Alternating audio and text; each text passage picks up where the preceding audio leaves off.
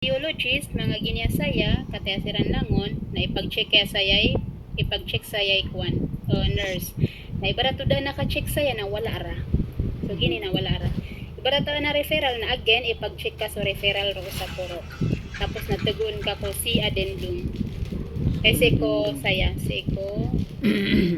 saya tagunsan okay, gini referral gini sa tiga ka na DME. So, gini DME, nakatayo mga taguyan, mga worker, mga gini. So, as you can see, ad na DME patient. So, saon man gini DME, pag-arrange tanoy ni. Before tanan i-arrange na, tagunta rodan sa poro. Tagunta saya para dita kalipatan as si patient na ana DME niyan. Number 2, with DME.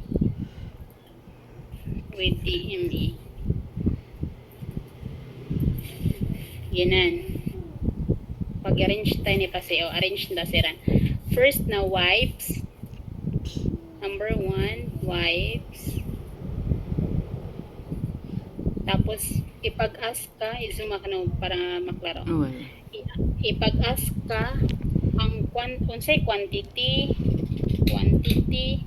Tapos, pila ang refill. Okay. Sige niya wipes na let's say si Beth kay mo ingon siya nga 2 boxes. Let's say lang ha. Ya ang refill niya kay 3 refill kana.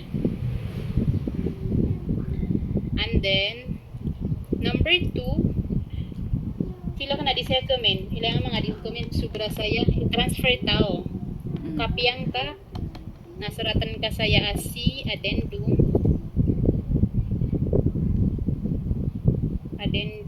for